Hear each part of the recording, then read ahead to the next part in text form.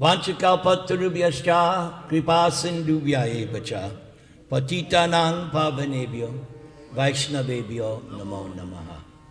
I'm in an excellent mood today, so I'm going to give lots of blessings, but only to those who attend. So you get the first blessings for today. Let me chant some mantras for purification. Gan Ganpataye Namo Namaha, Hung Hanumate Namaha, Om Bhagavati Durga Devi Namaha, Om Nam Shivaya, Aim Gurave Namaha, Om Parama Gurave Namaha, Kling Goraya Namaha, Kling Nityanandaya Namaha, Kling Advaitaya Namaha, Shring Gadadharaya Namaha, Shring Srivasaya Namaha, Shring Kling Radha Krishnabhyam Namaha, Om Tulasya Namaha, Sri Rang Sita Ramabhyam Namaha, Lang Lakshmanaya Namaha, Om Namo Narayanaya, Om Namo Bhagavate Vasudevaya. Everybody. Om Namo Bhagavate Vasudevaya. Om Namo Bhagavate Vasudevaya. Om Apavitra Pavitrova Sarva Avastangato Va Yak Smaret Pundarik Akshang Sabhaya Abhyantara Shuchihi. Please repeat. Shri Vishnu, Shri Vishnu, Shri Vishnu, Om Ajnana Timarandasya. Oh, okay. Jnananjana Shalakaya Chakshur Unmilitan Yena Tasmai Sri Gurave Namaha Mukhaṁ Karoti Vachalam Pangum Langhayate Girim Yat Kripatamaham Bandi Shri Gurung Dinataranam Yat Kripatamaham Bandi Parama Ananda Madhavam Nama Om Vishnu Padaya Krishna Presthaya Bhutale Srimati Bhakti Vedanta Swamin Iti Namane Namaste Saraswate Deve Gauravani Pracharane Nirvishesha Shunyavadi Pashyatya Deshatarane Trinadapi Sunichena Tarar Iva Sahishnuna Amanina Manadena Kirtaniya Sadahari Hare Nama Hare Nama Hare Namaiva Kevalam Kalau Nastyeva Nastyeva Nastyeva Gatir Anyata Shri Krishna Sharanam Mama Om Tat Sat. Welcome everybody. Welcome. So, I was thinking in the last couple of days, should I speak on this? Should I speak on this? Should I speak on this? Then late at night, while I was dreaming, I woke up and Krishna revealed what I should do. I'm going to tell the entire story of Krishna and Jarasandha, which is found in the 10th canto of the Srimad Bhagavatam. So, with your permission, I would like to speak what I've learned from my spiritual master. So it starts with Krishna killing Kamsa. But first, I must chant one Bhagavad Gita shloka. Janma karma cha me divyam evam yo veti tatvataha tyaktva dehang punar janma naiti mam eti sarjuna. So, Janma karma cha me divyam. Krishna's birth, Krishna's activities, divyam, divine, transcendental, pure, no inauspiciousness. So this verse in the 4th chapter of Gita says that if you tattvataha, scientifically understand everything about Krishna's birth and his activities, then you're not coming back to this material world.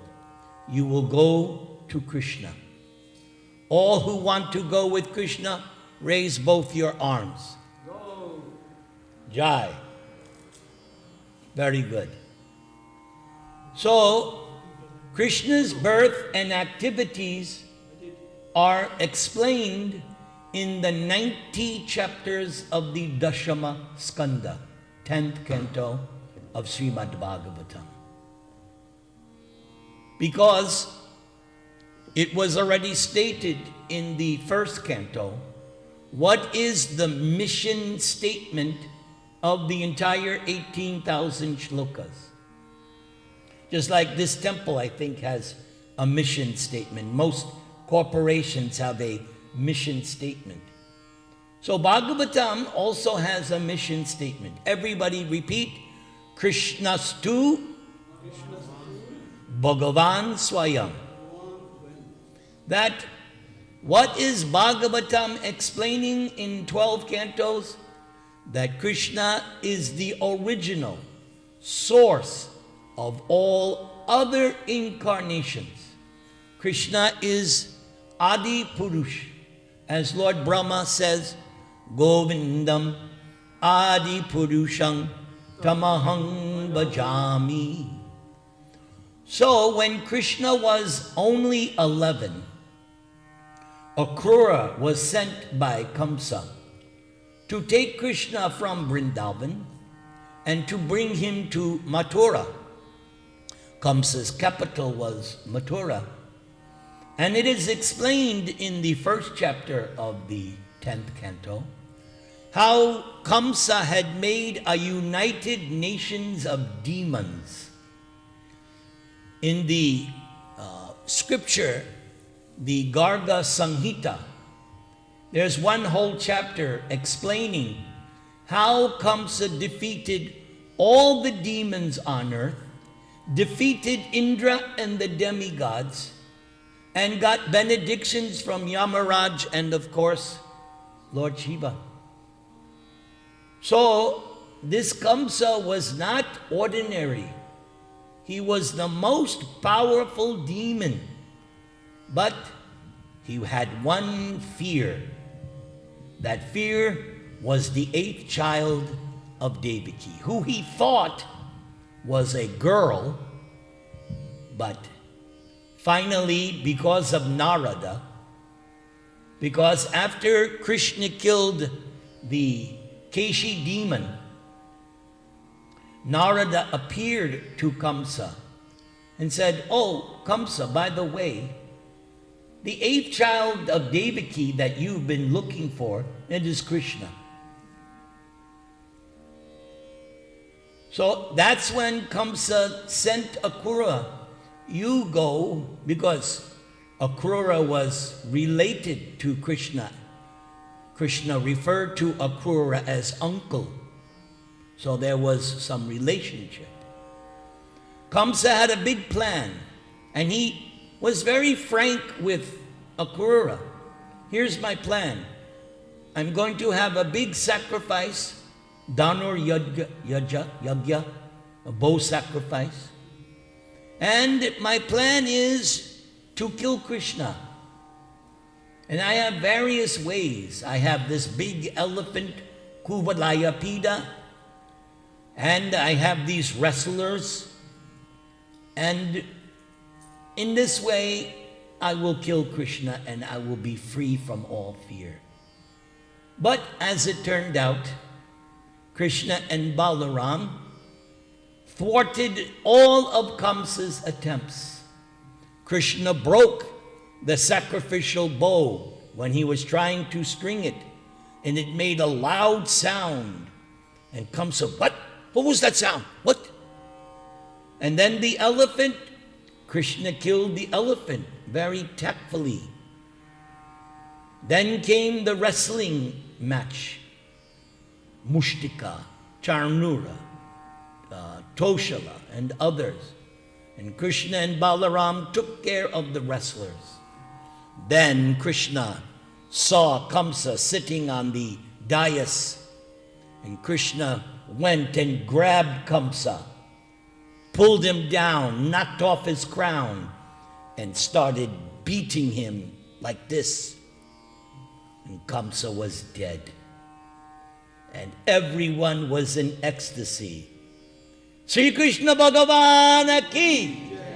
Because now the number one demon had been slain by an 11-year-old boy. Now, Kamsa had two wives, Asti, Prapti. Kamsa had no sons. So the Vedic system was that if the husband died and there's no son, then the wife has to go back to the house of the father. And who was their father? Jarasandha. So when his two daughters came back, now widows, Jarasandha became so angry. He said, I'm going to take care of this Yadu dynasty, and I'm going to attack Krishna and his family there in Mathura. So, Jarasandha attacked Mathura 17 times. Now, we know from Gita, and we know from the beginning of the 10th canto, why Krishna agreed to descend. Mother Earth came to Lord Brahma crying in the form of a cow, and she explained to Lord Brahma that because of Kamsa's United Nations of demons, she was feeling too much burden. It was too much from Mother Earth. But Lord Brahma said, no, I cannot handle this. Let's go to my boss, Lord Vishnu. So Brahma, Lord Shiva, Mother Earth, all the demigods went to the shore of the ocean of milk, and they prayed to Kshirodakashayi Vishnu.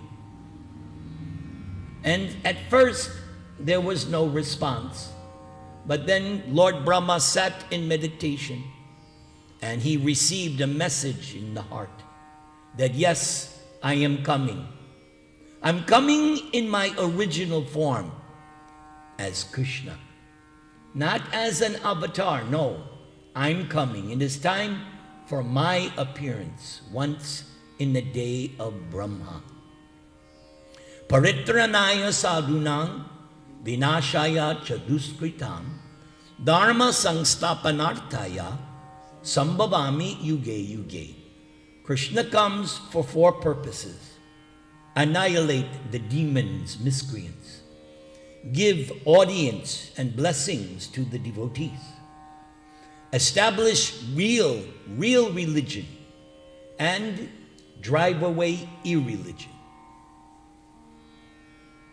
So, 17 times Krishna fought with Jarasandha, destroyed his army, but didn't kill Jarasandha. You may ask why. Because Krishna's descent was to kill all the demons. Until all the demons are killed, Krishna cannot return home. So Krishna reasoned, if I don't kill Jarasandha, he'll gather another army of demons, and this will be very economical for me in my business of killing the demons. 70, now you would think, right, that if someone lost 17 times, you would think, maybe I shouldn't fight this. Nope, not Jarasandha. So the 18th time, another demon joined. His name was Kalayavana. And he was a very interesting demon because he was created by Gargamuni, Krishna's family priest. Why did he do that? Why would Gargamuni create a demon? And that's because the Yadu dynasty offended Gargamuni. He said, this Yadu dynasty is a little puffed up. I will beget one demon who will harass the Yadus, keep them in check. So Kalayavana attacked along with Jarasandha the 18th time. So Krishna was a little worried now. He was worried about all the Yadus in Mathura. So Krishna decided, okay, first I have to protect the Yadu dynasty. So Krishna, with the assistance of Vishvakarma, created a mystical city in the sea, and that was Dwaraka. And there was actually, to get there, you had to cross a bridge because it was in the water. It was like an island. So the residents of Mathura went to sleep, and when they woke up, they were hundreds and hundreds of miles away in Dwarka. That's the way to fly. Not this going to the airport and getting patted down and going through 8,400,000 security checks. No. Go to sleep nicely, wake up, oh, Haribol. We're in Dwaraka.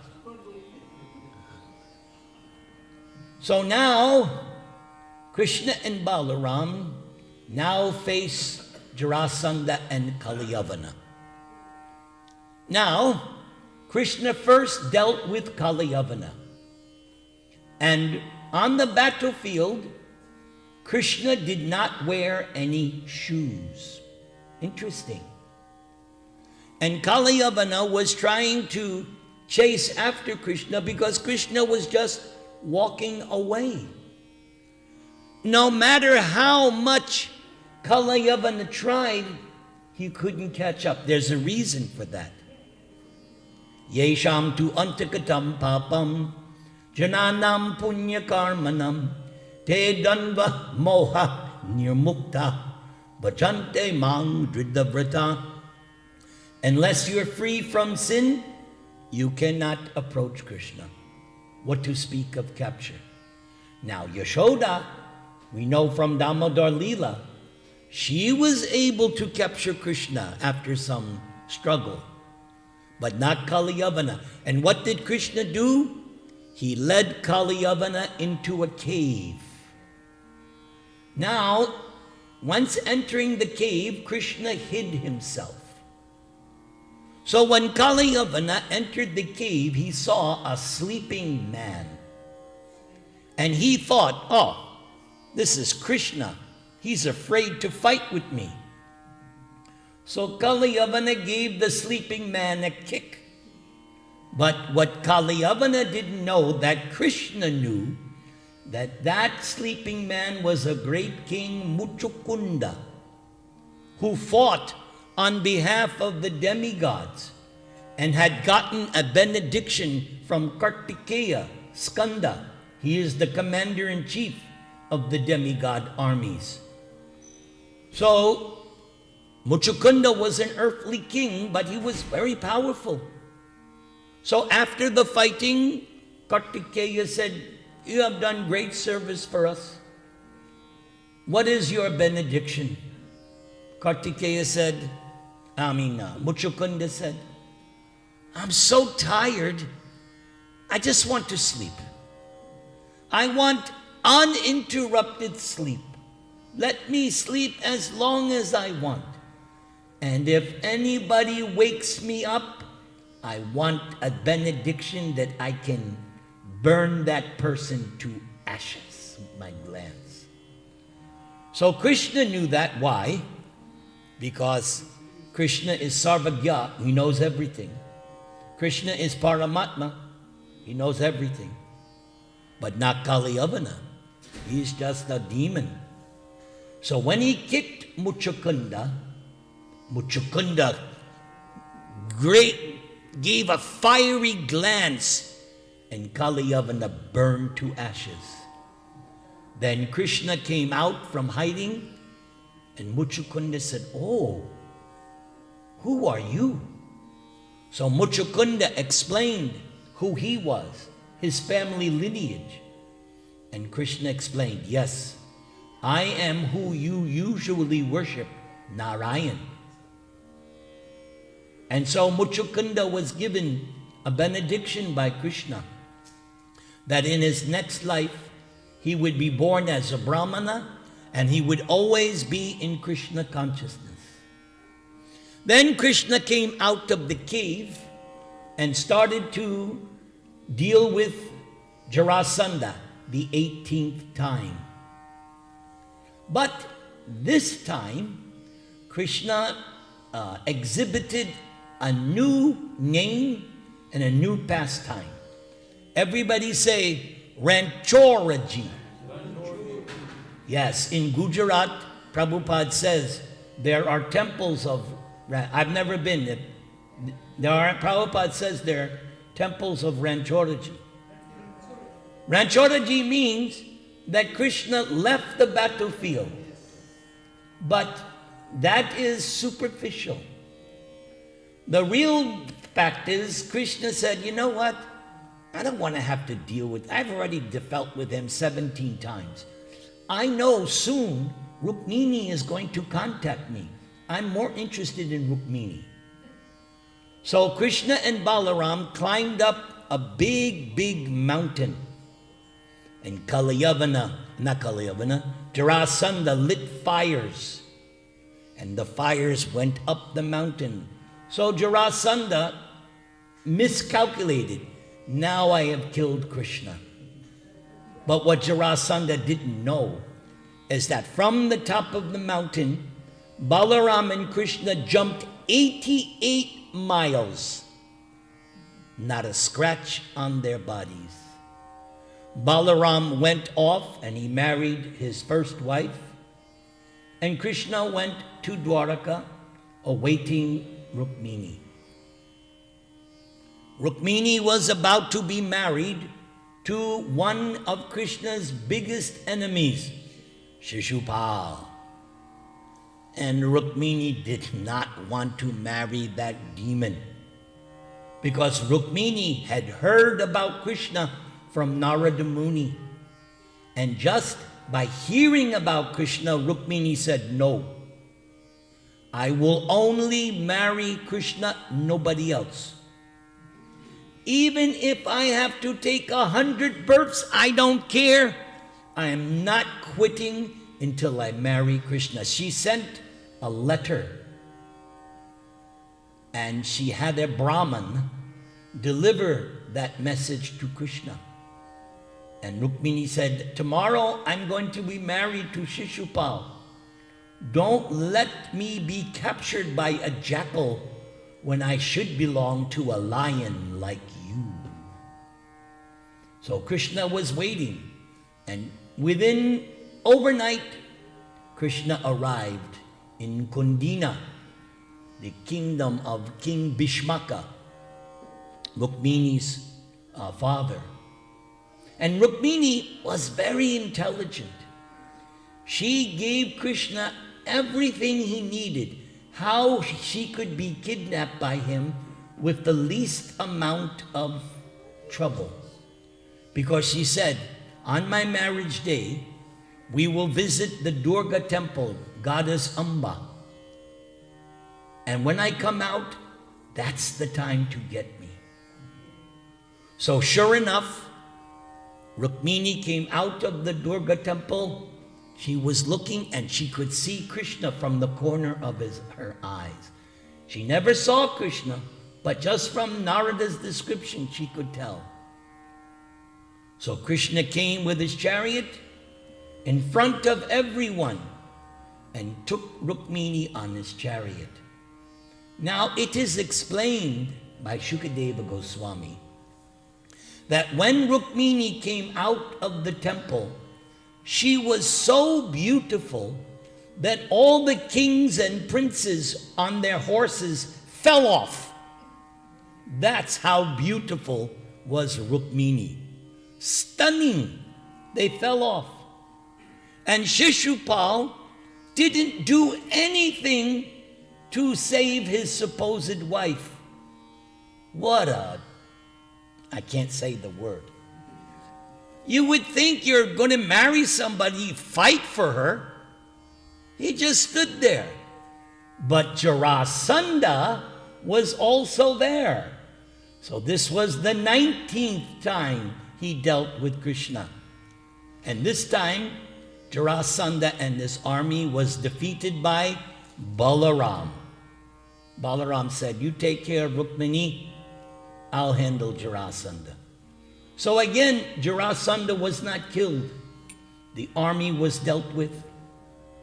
And then Jarasandha went to Shishupal and said, now it's your problem. We tried our best. So Rukmini's brother, he said, no, I'm not going to allow this to happen. All you other kings, you all failed, not me. And if I don't bring back my sister, I'm not returning to my kingdom. And sure enough, Krishna defeated Rukmini. And just as he was about to kill him, Rukmini said, no, don't kill my brother. So what did Krishna do? He took his sword and he snipped him. Cut off his hair, his mustache, made him look funny. And he kept his promise, Rukmini. He didn't return home. He built another city. So this was the 19th time Jarasandha was defeated. So now we fast forward. Years later, Krishna has 16,108 wives, 10 sons by each wife, 1 daughter by each wife. And Krishna is sitting in his assembly hall, Sudharma. And it's explained that it was a regular function every day. There would be dancers and singers, and then they would discuss the day's activities. So on this particular occasion, a stranger came and asked to enter the assembly. And this stranger said, I am a representative of 20,080 kings who are going to be sacrificed to Mahabhairava because of Jarasandha. Jarasandha wants to offer these kings. That's a demon. That's how a demon worships Lord Shiva. Just see. You worship Lord Shiva with milk and Ganga Jal, right? He wants to worship Lord Shiva by sacrificing 20,080 kings. That's a demon. Rakshasa. So, this representative pleaded, Krishna, please rescue these 20,000 kings. They are actually your devotees. Then all of a sudden, Narada Muni enters. So everybody stands up for Narada Muni, the great saintly person. And Narada says, oh Krishna, I come with a message from your cousin, Yudhishthira. Yudhisthira wants to perform the Rajasuya sacrifice. And he wants to invite you, but his real purpose is to glorify you. It's not about him. So now 2 different proposals have arisen. 20,000 kings need to be saved. Yudhisthira wants Krishna to attend the Rajasuya. So Krishna calls for his trusted Uddhava. Uddhava was a disciple of Brihaspati. So he was very, very qualified. And we remember from before, Uddhava looked just like Krishna, that even the gopis thought that Krishna had come. He has that benediction. He looks just like, except no Sri Vatsa. That's how you can tell, the Sri Vatsa. Other than that, he looks just like Krishna. So Uddhava is known for his good advice and counsel. So Krishna said, Uddhava, what do you think I should do? So Uddhava said, well, first of all, Yudhisthira cannot perform the Rajasuya sacrifice until all other kings are conquered. Either they have to voluntarily surrender and pay tribute, or you fight. Now, Jarasandha, he's not going to surrender.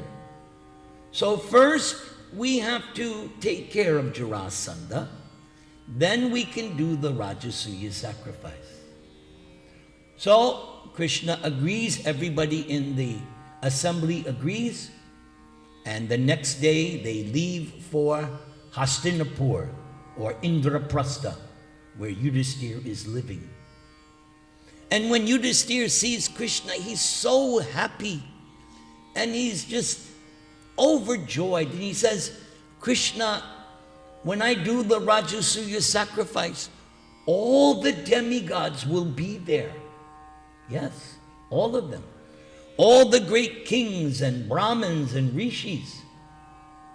And at this sacrifice, I want to show everyone, all the demigods, that you are supreme. That was Yudhisthira's intention. I want everyone to see you, Krishna, because you will receive Agura Puja, the first worship of the notable person. So Krishna then explained, well, Yudhisthira, first you have to conquer all the kings, and then we have to deal with Jarasandha. So Uddhava had given Krishna a plan how to deal with Jarasandha. And that plan was that Krishna, Bhima, and Arjuna would go to Jarasandha, and he was the king of Magadha. That's in Bihar, right? Magadha province. So they would go there dressed as Brahmanas, because it was well known that Jarasandha was very charitable to the Brahmanas. Exemplary. So much, he had that much respect for Brahmanas. So they all three went, and they met with Jarasandha and said, Krishna did the talking. We are poor Brahmins, and we have come for some charity. Now, while they were talking, Jarasandha was looking at the three of them and said, these are very funny looking Brahmins. They have big arms. They have different markings on their arms. They are Kshatriyas. They're not Brahmins. Anyway, if they have to appear as Brahmanas, I'll give them whatever they want. So Krishna said, yes, we have come to beg a fight. And Krishna said, here is the son of Pandu, Arjuna. here is the second Pandava, Bhima, and me, and Krishna took off his disguise. I am your old enemy, Krishna. Because this is the 19th time. No, not 19th, 20th. Thank you. Paying attention, good. So, Jarasandha started to laugh.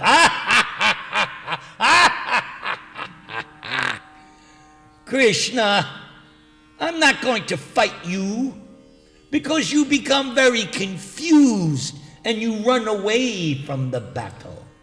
So I'm not fighting you. And Arjuna, he's younger than me, so no. But Bhima, now he's my equal. We shall fight. So they went to the outskirts of the city, right? Not to harm any of the citizens.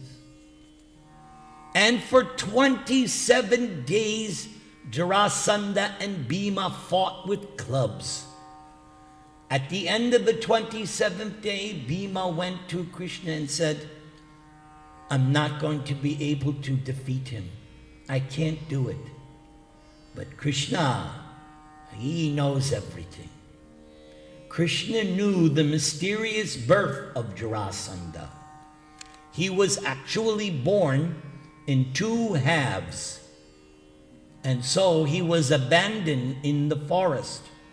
But a witch, she took the two halves and by demoniac powers joined them together, and therefore his name is Jarasandha. So Krishna knew this, and he told Bhima, the way you kill him, you have to bifurcate him. So when Bhima got the clue from Krishna the next day, the 28th day, Bhima made his move, and he threw Jarasandha on the ground, and with one leg, he pinned Jarasandha down with his other, and split him in two, directly in half. Exactly half and half. And finally, Jarasandha is defeated. Then, Jarasandha's son came. His name was Sahadev. And Krishna, he did not claim the kingdom. He could have. Krishna and Bhima could have claimed. Because if you defeat somebody, you get, nope. They said, Sahadev, you now rule the kingdom and do it properly. And Sahadev was very grateful. Then they all returned to Indraprastha. By this time, all the kings had submitted, and the Rajasuya sacrifice was performed nicely by Yudhishthira, accompanied by his wife, Draupadi. And it was said that Yudhishthira became so opulent after the Rajasuya sacrifice, somebody became jealous. Duryodhana. He was such an envious rascal from the beginning. It is said in the Mahabharata that Duryodhana represents Kali Yuga. So all the bad people of Kali Yuga, they belong to the Duryodhana Sampradaya. There's even some politicians now, they also belong.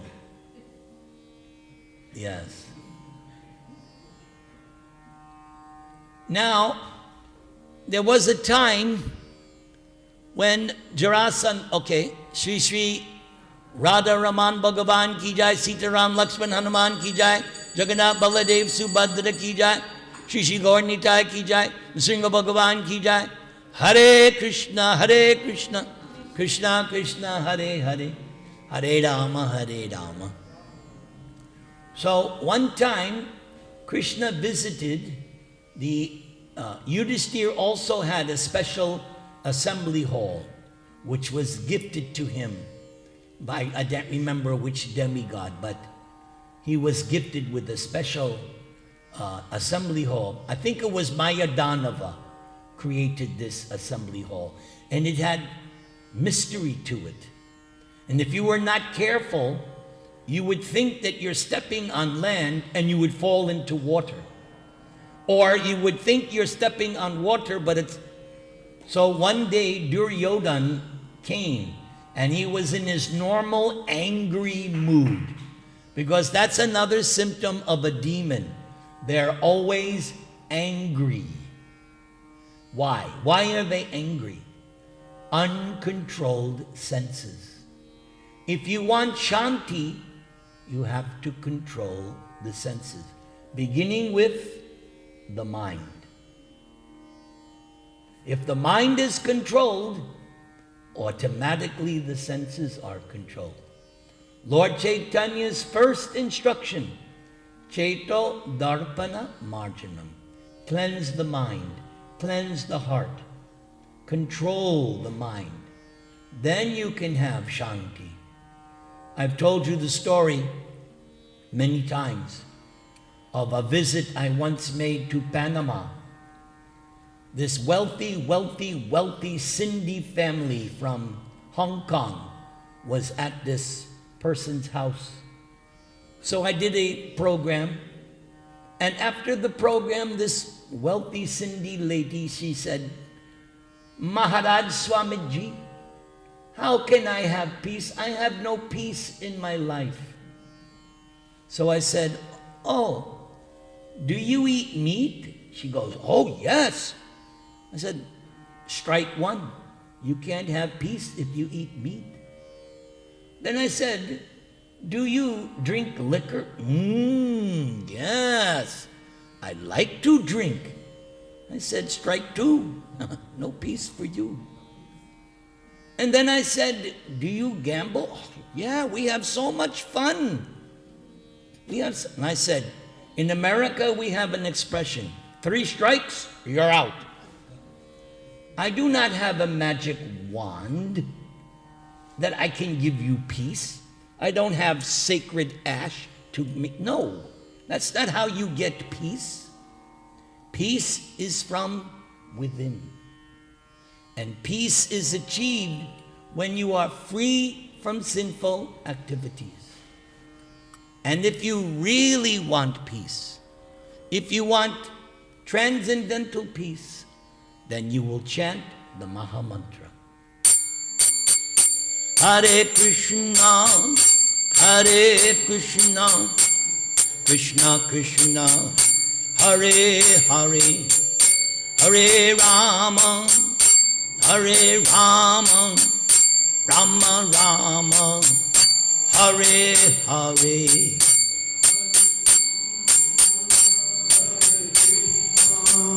Krishna Krishna, Hare Hare, Hare Rama, Hare Rama, Rama Rama, Hare Hare. Hare Krishna, Hare Krishna, Krishna Krishna, Hare Hare, Hare Rama, Hare Rama, Rama Rama, Hare Hare.